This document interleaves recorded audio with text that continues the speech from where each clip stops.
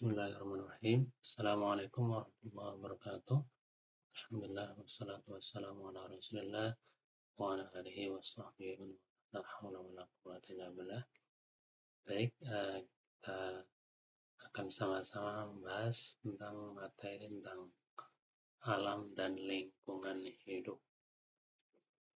Ada 6 bahasan dalam materi ini, yaitu yang pertama dasar-dasar normatif tentang pemeliharaan lingkungan. Yang kedua, konsep Islam dalam pemeliharaan lingkungan. Yang ketiga, bahaya-bahaya yang mengancam lingkungan.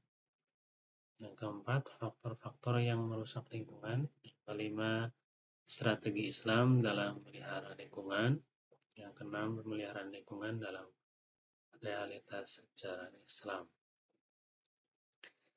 Ya, kalau kita lihat sekilas dari gambar ini, kita bisa menilai semuanya pasti memilih gambar yang ini tentunya yang ada ikannya bersih, sementara gambar yang kotor ini yang penuh dengan sampah pasti semua orang juga tidak suka. Maka jika kamu tidak bisa mengubah suatu lingkungan, maka ubahlah dulu cara pandang kamu terhadap lingkungan itu. Ya. Memang secara sekilas kita semua menyukai kebersihan, menyukai lingkungan yang bersih, tidak suka dengan kotoran, tidak suka dengan lingkungan yang kotor. Tapi kenyataannya dalam realita kehidupan ini masih banyak orang yang tidak menjaga kebersihan, membuang sampah sembarangan, sebagainya. Maka barangkali dari cara pandangnya yang tidak benar itu ya. Jadi harus dirubah mindset-nya. Ya. Orang sudah mindset-nya udah benar, insya Allah akan benar-benar menjalankan yang sesuai dengan apa yang dia sukai.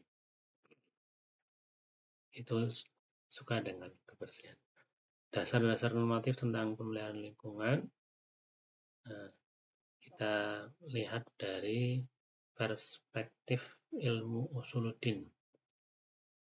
Itu ilmu dasar-dasar agama dalam Islam, usuluddin.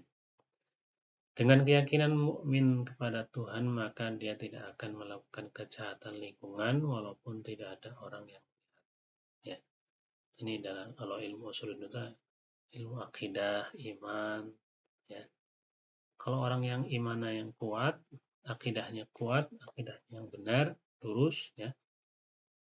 Dia akan berusaha memelihara lingkungan dengan baik, menjaga lingkungan dengan baik, meskipun nggak ada orang yang lihat, karena dia yakin Allah Maha melihat.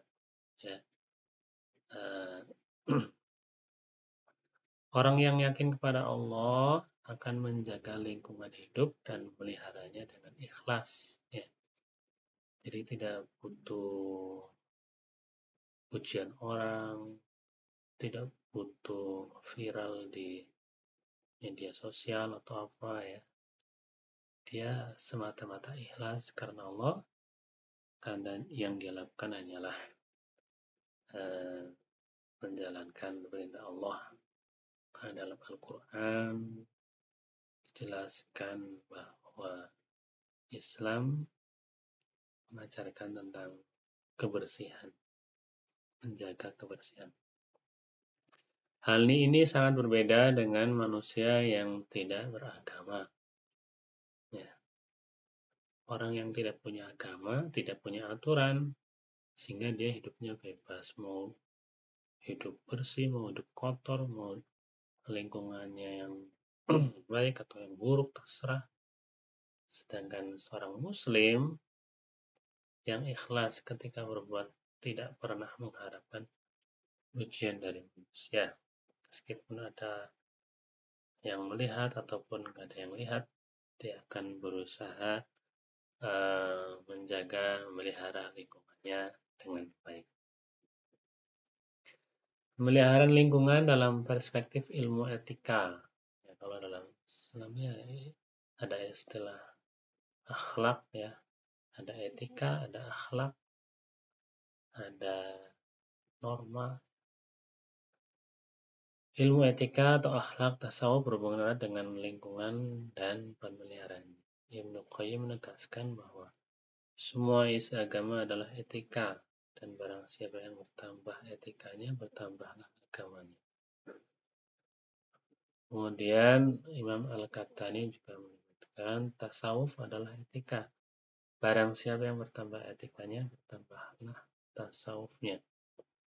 Kemudian dalam hadis Nabi, innama bu'istu liutammima makarimal akhlak. Sungguhnya aku diutus untuk menyempurnakan akhlak, menyempurnakan budi pekerti. Ya. Kalau dalam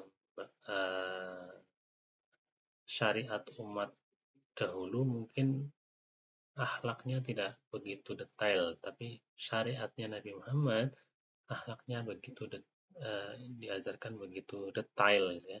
Sampai urusan pergi ke kamar mandi didahulukan kaki kanan atau kiri. Kalau masuk kamar mandi didahulukan kaki kiri. Tapi kalau masuk masjid didahulukan kaki kanan. Nah, itu sampai sedetail itu. Menyempurnakan akhlak budi pekerti. Beragam pesan Islam yang menyinggung pentingnya memberi perhatian terhadap lingkungan ini adalah bersikap baik pada lingkungan beserta seluruh elemen. Berbuat baik terhadap sesama manusia, terhadap hewan, tumbuhan, ya, air, udara, dan seterusnya. Contoh etika terhadap diri sendiri, makan, dan etika makan, etika minum. Ini yang kadang banyak orang yang mengabaikan. Dalam Islam itu dianjurkan makan, minum dengan tangan kanan. Tapi kadang banyak orang yang minum ya pakai tangan kiri. Ya. Padahal Nabi sudah menjelaskan bahwa setan itu makan dengan tangan kiri. Ya.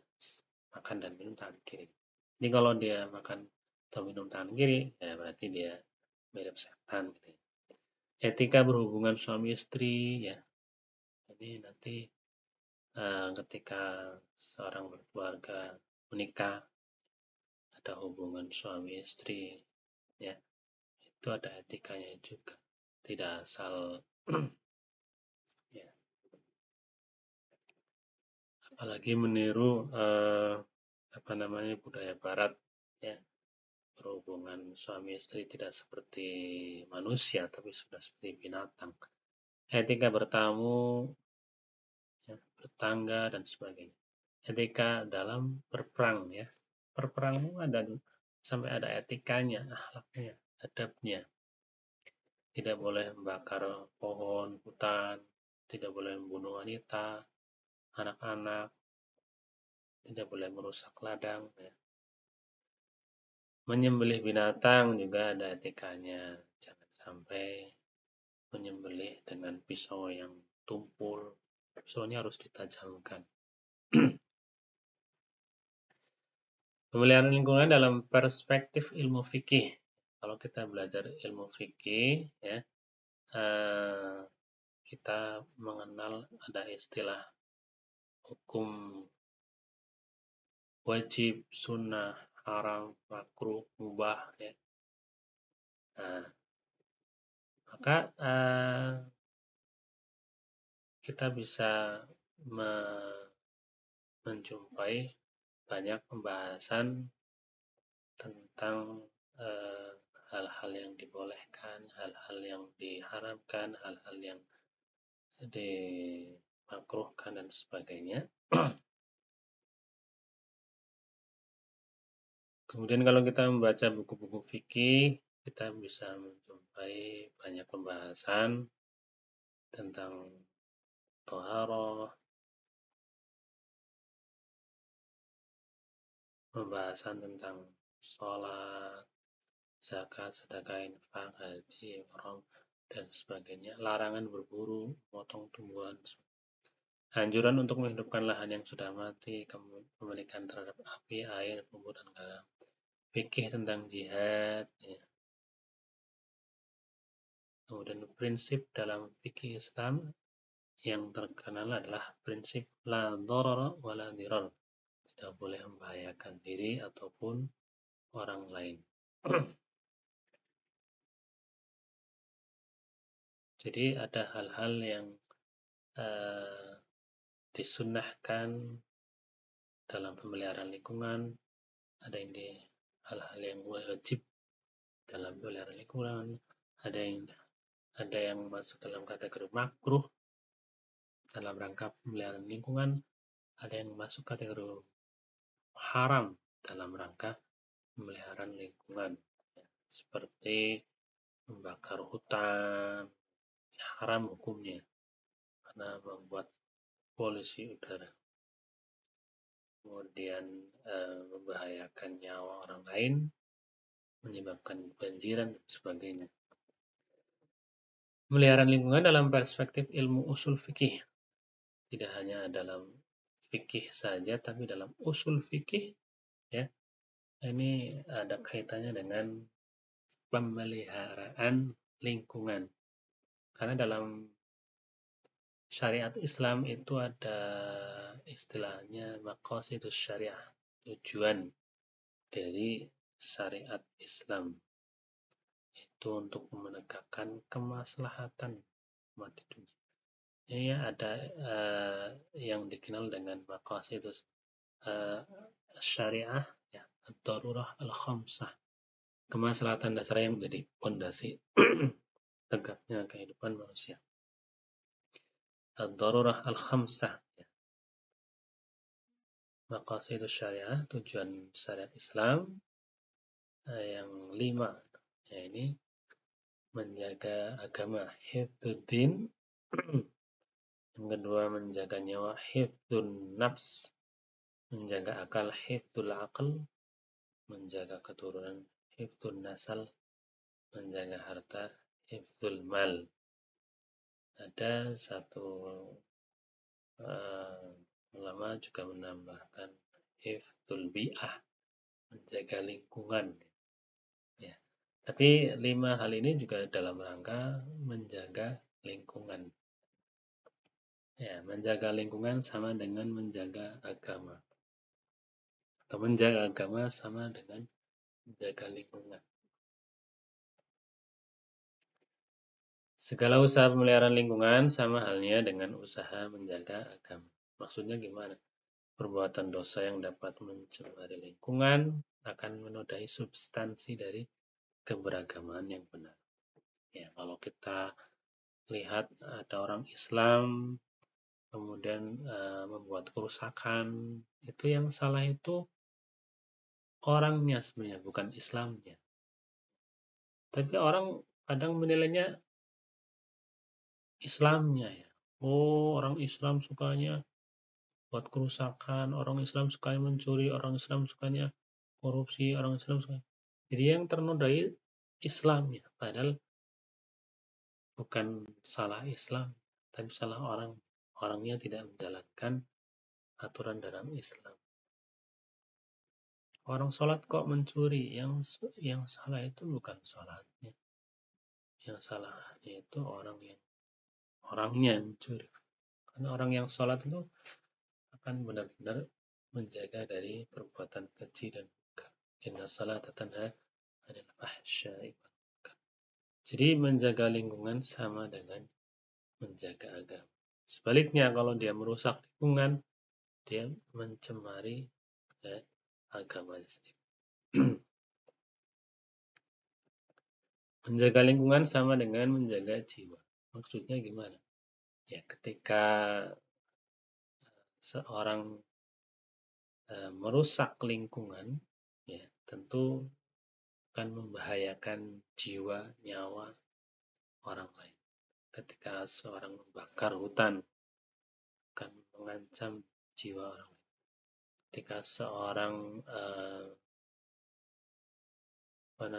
menebang pohon secara liar akan membahayakan keselamatan jiwa dengan longsor, banjir, rusaknya lingkungan, pencemaran dan pengurasan sumber daya, serta pelecehan terhadap prinsip-prinsip keseimbangannya akan membahayakan kehidupan manusia. Semakin luas hal ini dikembangkan, maka semakin tambahlah bahaya yang akan diderita oleh umat manusia. Menjaga lingkungan sama dengan menjaga keturunan. Ya. Maksudnya, ketika perbuatan yang menyimpang dengan mengambil sumber-sumber kekayaan yang menjadi hak orang lain akan mengancam generasi masa depan. Ya. Sebaliknya, kalau kita menjaga kelestarian alam, menjaga lingkungan, ini akan dirasakan kebaikannya oleh generasi-generasi yang akan datang. Meninggalkan warisan-warisan yang baik. Menjaga lingkungan sama dengan menjaga akal. Artinya adalah bahwa seorang manusia diciptakan oleh Allah dengan kelebihan yang luar biasa atas makhluk yang lain, yaitu berupa akal. Karena dengan akal bisa membedakan mana yang baik, mana yang buruk. Ya. Sebaliknya, kalau manusia itu tidak menggunakan akal pikirannya, ya, maka sama saja dia lebih hina dari binatang. Barang siapa yang melindungi lingkungan sama halnya dengan menjaga keseimbangan dalam berpikir. Keseimbangan antara hari ini dan esok, antara yang maslahat dan yang merusak, antara kenikmatan dan kewajiban, antara kekuatan dan kebenaran.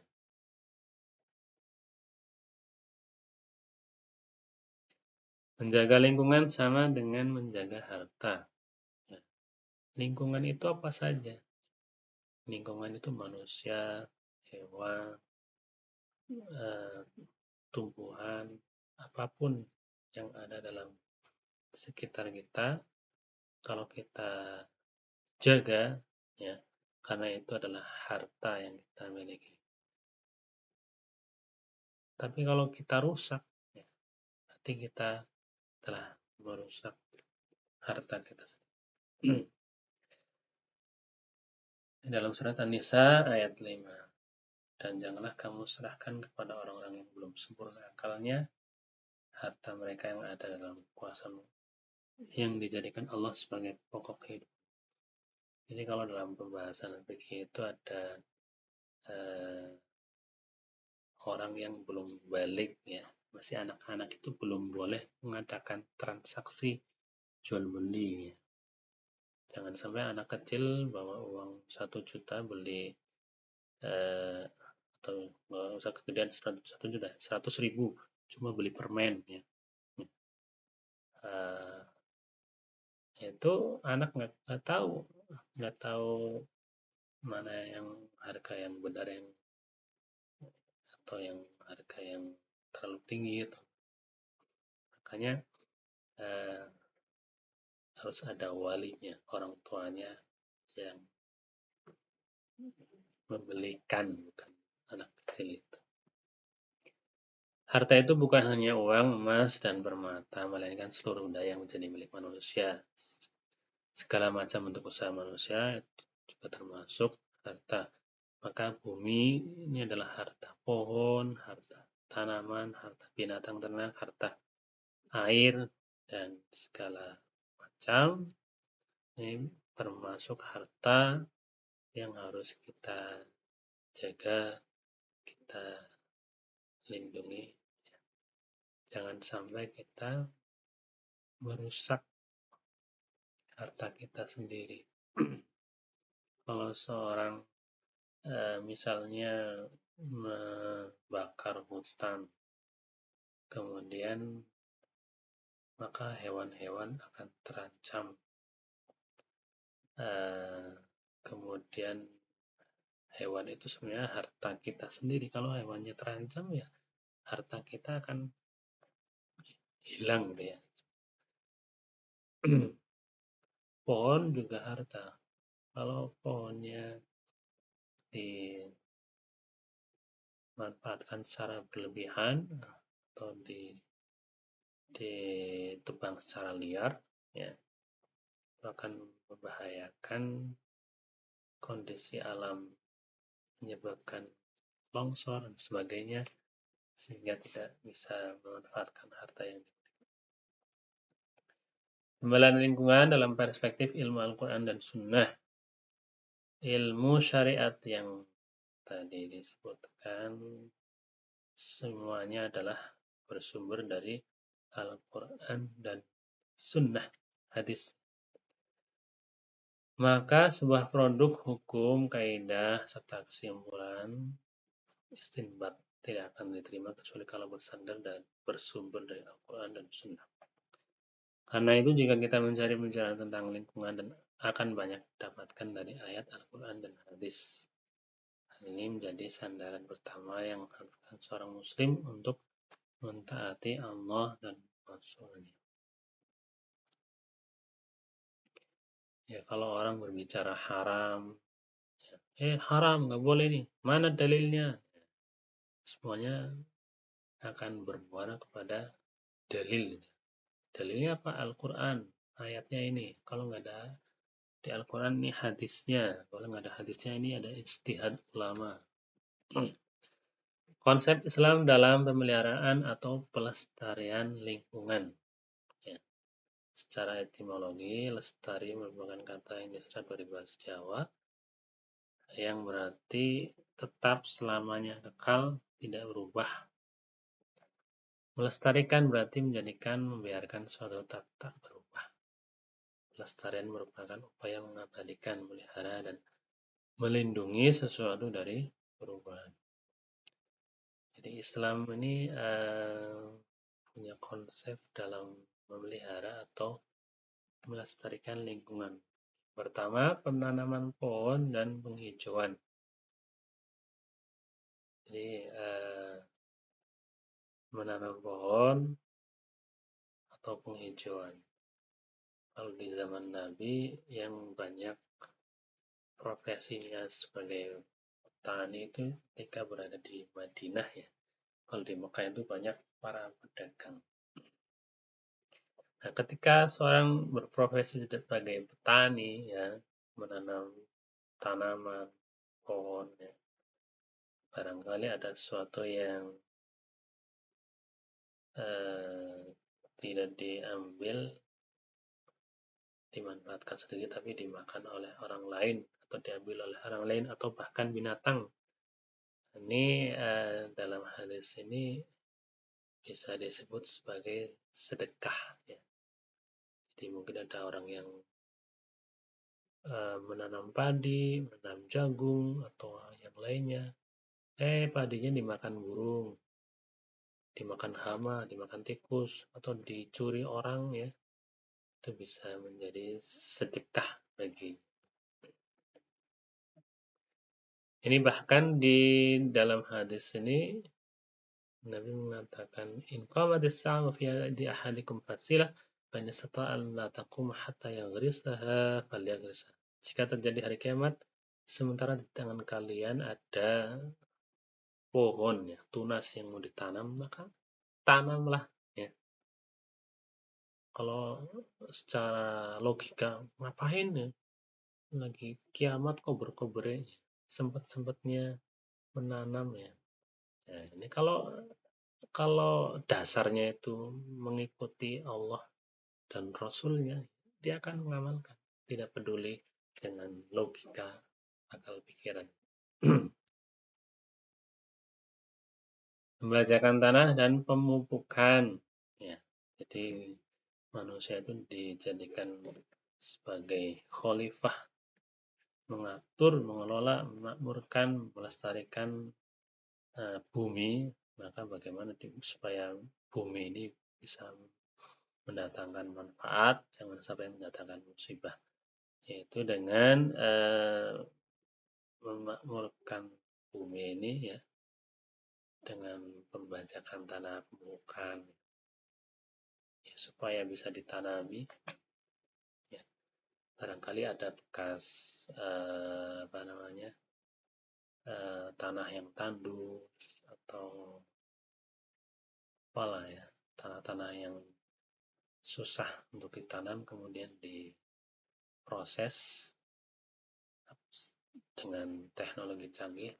Apalagi zaman sekarang itu di Cina atau di Arab itu yang tadinya gurun pasir itu bisa disulap ya, disulap jadi lahan hijau untuk pertanian. Menghidupkan lahan yang mati ini juga dalam fikih itu disebutkan ihya'ul mawat, ihya'ul amwat atau mawat ya. Menghidupkan lahan yang mati. Ya, barangkali ada yang menemukan hutan belantara, tidak ada yang memiliki, kemudian dia bersihkan, ya, kemudian ditanami pohon-pohonan atau tanaman. Tapi kalau zaman sekarang sepertinya tidak ada ya, semua lahan itu kalau memang nggak ada yang memiliki menjadi milik negara, tidak bisa diakui secara harus melapor kepada pihak yang berwenang. Jangan asal, oh ini punya saya, ini saya bersihkan. Ini dalam hadis Nabi, man ahya aradun mayyitan fahiyalahu. Siapa yang menghidupkan tanah yang mati, maka tanah itu menjadi miliknya. Ini jangan bingung memahami ya. Maksudnya tanah mati itu gimana ya? Tanah itu ya semuanya mati, nggak ada tanah yang bisa hidup bergerak. Maksudnya adalah lahan yang tidak ditanami, lahan yang apa namanya di sini, tanah yang penuh dengan tumpukan debu, tidak berair, tidak bertuan, tidak diisi bangunan, tidak dimanfaatkan. Kalau ada seorang yang menghidupkan, kemudian intinya dibersihkan, ditanami, maka dia menjadi milik. Ya, itu zaman Nabi dulu ya istilahnya.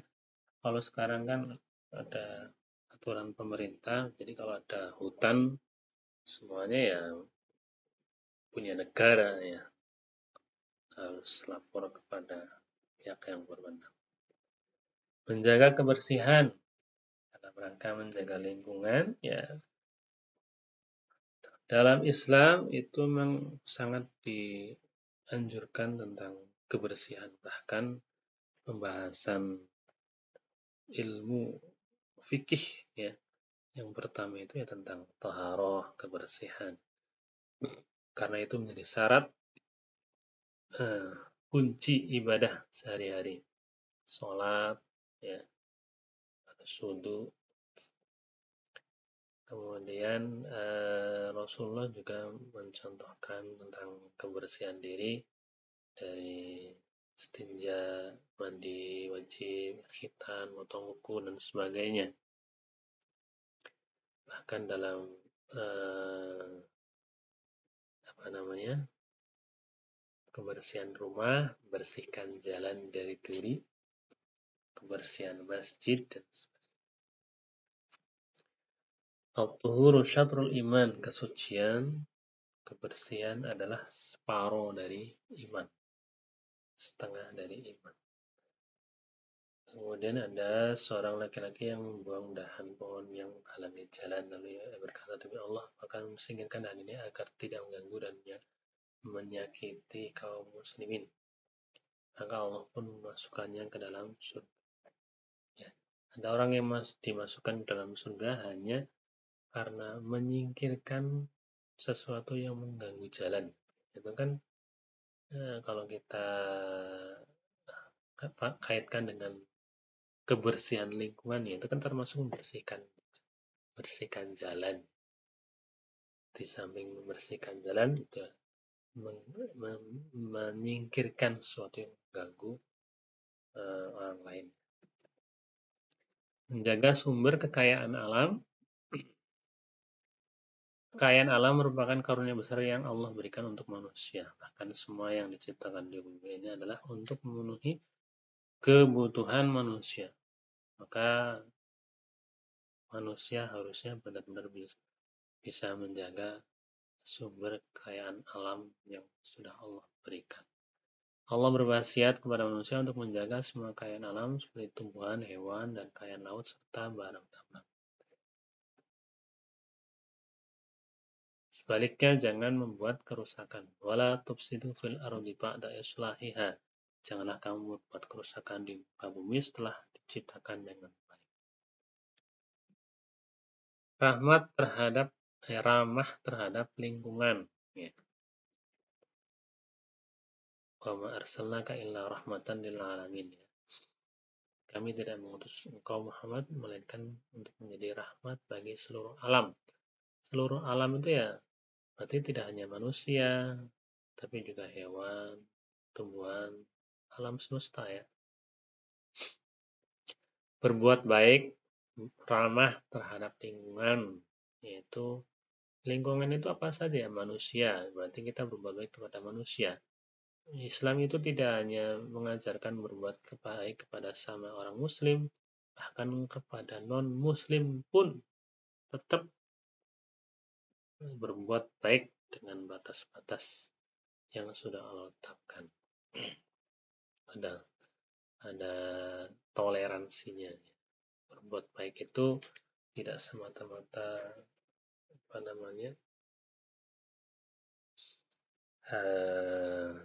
tidak pakai aturan, tapi juga ada aturan, ada batas-batas. Contohnya kalau orang non-muslim mengajak kita ikut ke acara keagamaan mereka, ya kita nggak boleh ikut. Karena itu batasannya di situ. Nggak boleh ada toleransi. La a'budu ma ta'budu. Berbuat baik juga kepada binatang, sebagaimana dalam penyembelihan binatang kurban itu ada adab-adabnya. Misalnya pisaunya ditajamkan dan sebagainya. Memperlakukan tumbuhan dan pohonan secara baik, menjaga bumi dan tanah dari pencemaran, menjaga air agar tetap jernih, menggunakan sesuai kebutuhan, menghindari pengerusakan, ya. Zaharal fasadu fil barri wal bahri bima kasabat aydin nas. Telah nampak kerusakan di darat dan laut disebabkan karena perbuatan tangan manusia. Liyudhiqahum ba'dalladzi 'amilu la'allahum yarji'un. Allah menghendaki agar mereka merasakan sebagian dari akibat perbuatan mereka agar mereka kembali ke jalan yang benar. Ya. Jadi kebanjiran, banjir, kebakaran, polusi udara itu boleh jadi ya, ya ya akibat ulah manusia ya. Banjir itu ya selain itu musibah yang Allah datangkan, ini barangkali ulah manusia juga sistem ada yang salah dalam sistemnya, mungkin buang sampah sembarangan sehingga saluran airnya terhambat dan sebagainya. Kebakaran itu juga mungkin ada ulah manusia yang jahil ya. Maka kita sebagai seorang muslim dituntut untuk menghindari pengerusakan. Wala taghyil fasada fil ard. Janganlah kamu membuat kerusakan di bahaya-bahaya yang mengancam lingkungan, pencemaran air. Ya. Air itu sumber kehidupan. Ya. Kalau tidak ada air, bahaya. Atau kalau airnya tercemar, kotor, ya. Akibatnya akan membahayakan bagi manusia itu sendiri. Pengurasan oksigen cair dalam jumlah besar di samudra, laut, danau, dan sungai yang mengakibatkan berkurangnya jumlah habitat kehidupan di dalam air. Bertambahnya presentasi zat kimia di dalam air akhirnya menjadi racun bagi kehidupan air. Ya kalau kita lihat di laut mungkin ada yang binatang-binatang laut seperti ikan ataupun penyu atau apa itu makan plastik ya. Plastik itu kalau di air itu kayak ubur-ubur atau apa ya, sehingga dimakan dikiranya hewan, ternyata plastik. Jadi banyak binatang-binatang di laut yang makan sampah ya. Berkembangnya bakteri kuman dari apa namanya, hasil-hasil tanian, kolam-kolam renang dan tempat-tempat rekreasi. Kadang orang kumpul sama-sama banyak sehingga airnya kotor. Berkurangnya sinar matahari yang merupakan energi penting bagi pertumbuhan kehidupan nabati air seperti lumut dan plankton. Unsur-unsur dalam pencemaran air yaitu limbah industri, air selokan, meledakan minyak bumi, insektisida, reaktor nuklir, bahan-bahan plastik, air raksa, mesiu. Pencemaran udara. Udara merupakan pembaruan gas yang mengisi ruang bumi dan uap air yang meliputinya dari segala penjuru. Udara dalam Al-Quran disebutkan dengan istilah angin yang termaktub sebanyak 27 kali. Angin inilah yang membawa banyak manfaat bagi kehidupan, namun juga bisa menjadi bencana bagi makhluk hidup ketika menjadi badai. Ya, sebagaimana yang terjadi dalam kaum umat terdahulu, kaum Ad dan juga Raja Firaun. Meskipun angin bisa menjadi bencana atas izin Allah, kita nggak boleh mencela ya. La tasubur rih fa innaha min ruhillah tadi birrahmah wal azab walakin sallallahu min khairiha wa ta'awwadhu billahi syarriha. Janganlah kalian mencela angin sebab ia merupakan hembusan Allah yang dapat mendatangkan rahmat dan juga azab. Akan tapi mohonlah kepada Allah dari kebaikannya dan berlindung pada Allah dari keburukannya, kejahatannya. Sumber pencemaran udara berasal dari akibat ulah manusia yang melampaui batas seperti asap, limbah, industri, kebakaran, pencemaran dari sarana transportasi yang tidak terbendung banyak. Ya, kalau zaman sekarang mungkin kalau motor tidak begitu kelihatan asapnya ya. Kalau motor-motor yang dulu itu kelihatan asapnya itu sangat mengganggu pernafasan. Atau sekarang tuh ya angkot-angkot ya, apa namanya, bis mikro, kadang yang sudah rusak, sudah tua, tapi masih beroperasi ya. Padahal itu asapnya sangat mengganggu pengendara yang di belakangnya. Menyebarnya asap-asap berasal dari pabrik merupakan salah satu dari pencemaran udara. Nah, pabrik-pabrik. Adapun dampak pencemaran udara pada kesehatan umum dapat disebutkan sebagai berkurangnya kandungan sinar radioaktif yang terdapat pada ultraviolet yang memanjang sampai ke tengah. Berkurangnya jumlah cahaya yang alami, bertambahnya kabut, dampak mematikan bagi tumbuhan dan penghancur pabrik dan gedung-gedung. Bertambahnya bahaya kebakaran, meningkatnya jumlah benda yang dapat menyebabkan penyakit kanker.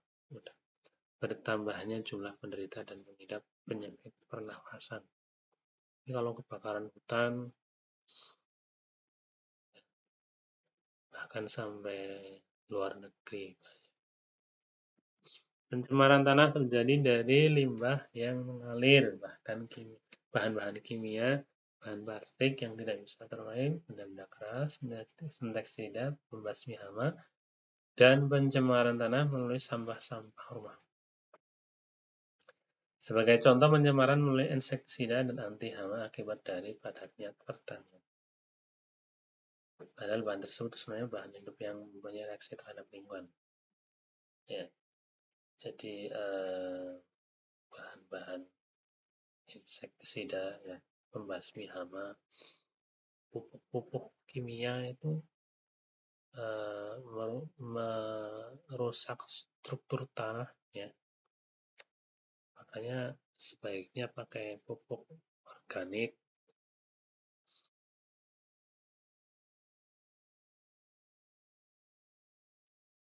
Maka bisa apa namanya, diperbaiki dengan ditambahkan dengan pupuk organik itu memperbaiki struktur tanah.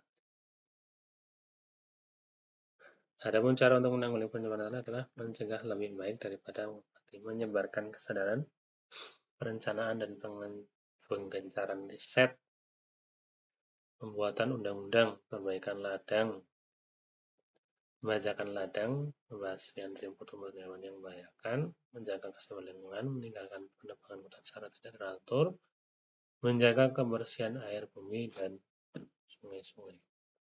Faktor-faktor yang merusak lingkungan. Nah, ini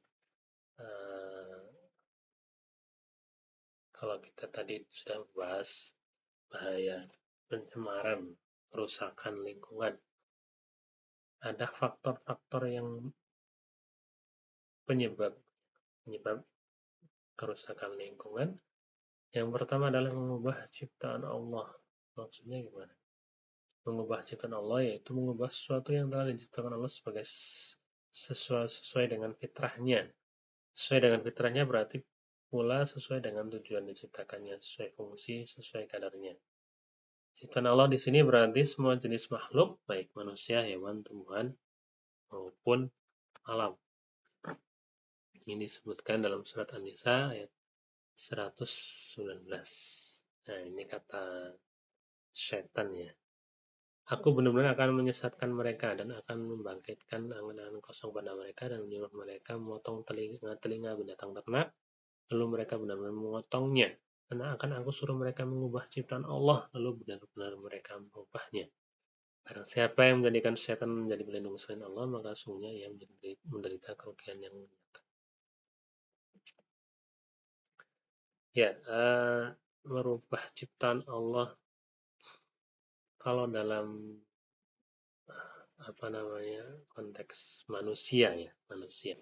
Ini mungkin kelihatan sekali seperti merubah bentuk wajah ya dengan operasi plastik ya. Ini benar-benar merubah ciptaan Allah ya. Kalau merubah dalam artian mengobati itu tidak masalah ya. Misalnya ada operasi bibir sumbing atau apa ya. Itu dalam rangka pengobatan karena mungkin mengganggu dalam apa ya ngomongnya atau makannya atau sehingga diobati ya, dioperasi itu tidak masalah merubah dalam artian mengobati ya. Tapi dalam merubah dalam artian membaguskan atau merubah-rubah saja ya. Merubah mengganti dari yang sudah ada itu yang dilarang. Seperti operasi plastik ya. Nah, yang tadinya kulitnya hitam kemudian dioperasi plastik jadi putih ya, ini benar-benar merubah ciptaan Allah ini yang dilarang. Jadi kalau merubah dalam artian mengobati itu insya Allah tidak tidak apa-apa ya masalah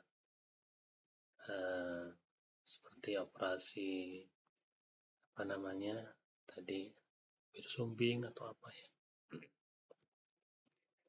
Kalau merubah hewan juga misalnya hewan ini dikawinkan dengan hewan yang lainnya ya yang tidak sejenis, misalnya kambing dengan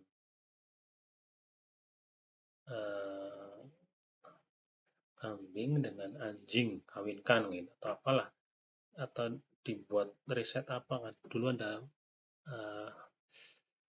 apa namanya doli ya kambing doli itu ya, ya persilangan antara kambing dengan hewan lain ini yang juga dilarang. Tapi kalau misalnya apa namanya yang masih sejenis, misalnya eh, ayam ini dengan ayam itu masih sama-sama ayam ya. Kambing ini dengan kambing yang jenis yang itu. Tapi kalau sudah beda jenis ya, ini enggak. Kemudian dalam hal tumbuhan ya, itu tidak masalah ya. Ketika apa namanya tumbuhan misalnya eh, pohon mangga yang varietasnya kurang baik, kemudian disilang dikawinkan dengan eh, yang lebih baik, itu masalah. Ada ada istilahnya stek atau apa itu. Kemudian faktor yang merusak lingkungan yang berikutnya adalah kezaliman.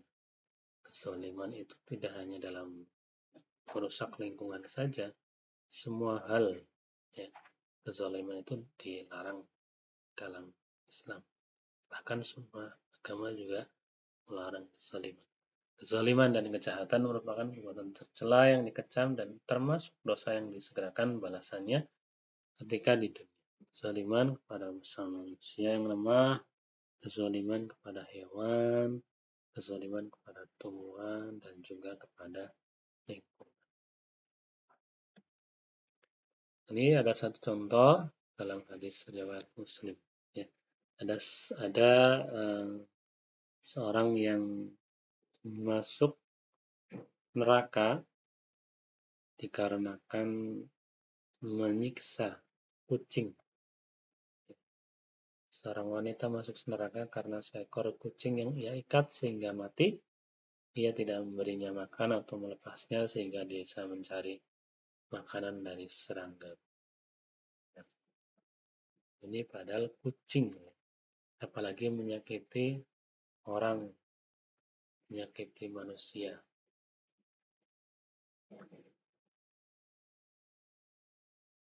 Ada lagi satu kisah yang sebaliknya adalah ketika seorang berbuat baik kepada binatang, Allah akan memberikan kebaikan padanya.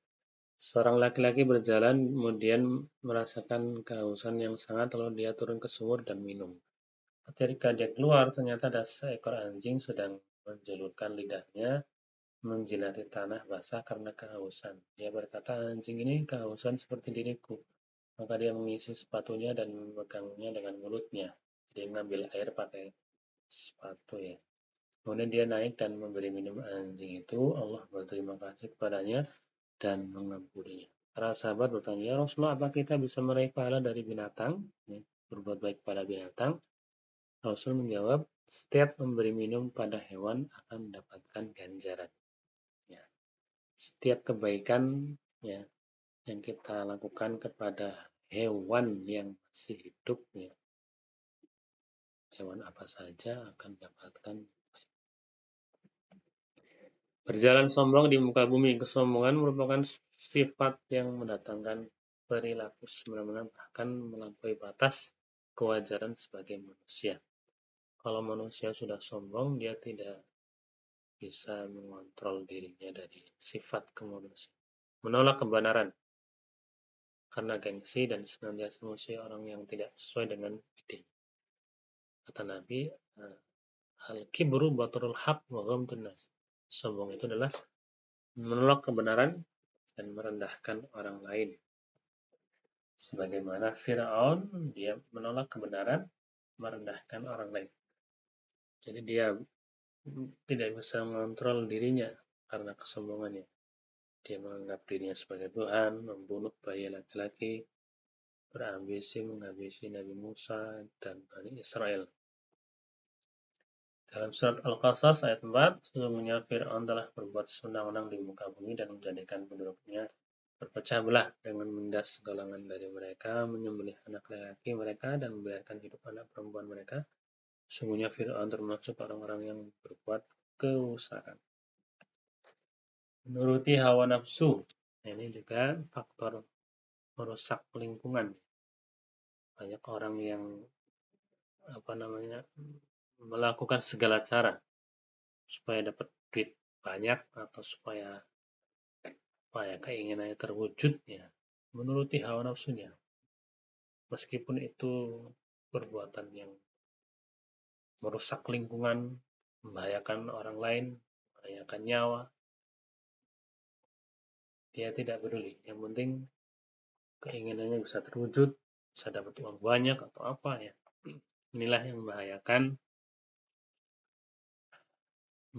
diri kita, membahayakan orang lain, menuruti hawa nafsu. Tidak hanya merusak lingkungan ya, bahkan semua hal kalau seorang selalu menuruti hawa nafsunya itu bisa membahayakan diri orang lain. Dan orang-orang kafir bersenang-senang di dunia dan mereka makan seperti makannya binatang. Dan neraka jahanam adalah tempat tinggal mereka. Jadi orang yang senantiasa menuruti hawa nafsunya itu ya ibaratnya orang kafir ya.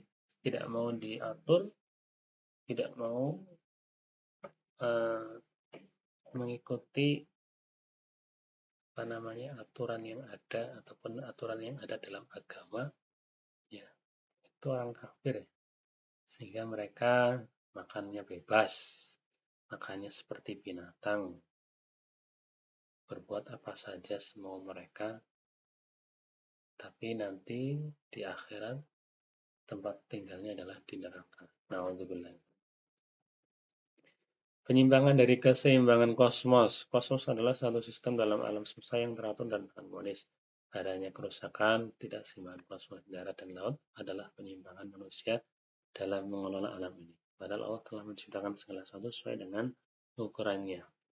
Dan kami telah menggambarkan bumi dan menjadikan padanya gunung-gunung dan kami tumbuhkan padanya segala sesuatu menurut ukuran. Ya. Di atas mengisyaratkan bahwa bumi, gunung, tumbuhan, segala sesuatu sudah diciptakan sesuai ukuran. Oleh karena itu, kita manusia memanfaatkan kekayaan seharusnya sesuai dengan ukuran dan seimbang untuk menjaga keseimbangan kosmos. Kufur nikmat kepada Allah ini juga termasuk faktor kerusakan lingkungan. Tidak bersyukur kepada apa yang Allah berikan. Dia kufur terhadap nikmat yang sudah Allah berikan. Ketika kebutuhan manusia kepada karunia tersebut bertambah banyak, maka pemberian Allah pun lebih banyak dan berlimpah. Namun mayoritas manusia tidak memelihara nikmat yang berharga ini dan lebih mensyukurinya, justru untuk menyalahgunakannya untuk melanggar aturan. Dan kufur terhadap nikmat Allah ini merupakan salah satu penyebab timbulnya kerusakan di darat dan di laut. Sudah diberikan alam, sudah diberikan lingkungan yang baik, ya. Ada hewan, tumbuhan, tapi dia rusak ya, atau dimanfaatkan secara berlebihan, yaitu kufur terhadap nikmat Allah sehingga menyebabkan kerusakan. Al-Quran telah menceritakan kepada kita tentang kisah Qarun yang memiliki pundi-pundi emas. Kunci-kunci gudangnya tidak kuat dipikul oleh orang biasa. Namun dia mengingkari nikmat tersebut untuk menentang Allah. Balasannya adalah kehancuran dan pencabutan nikmat Allah. Bahkan dirinya ikut terkubur di dalam.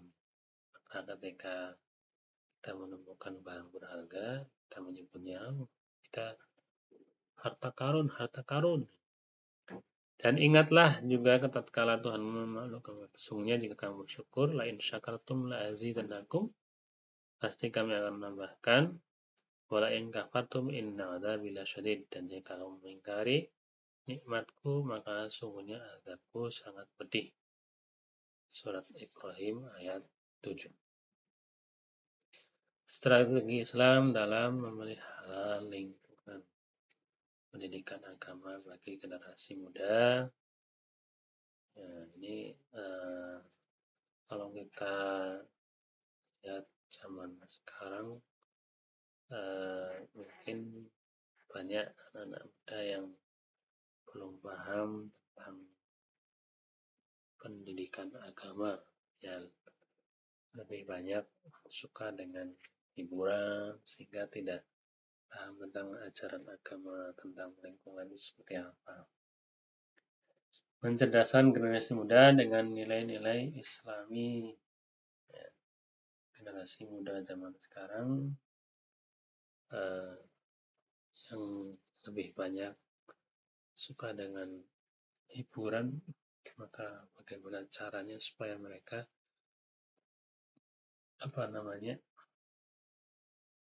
kelihatan nilai-nilai Islami dapat diterapkan dalam diri mereka,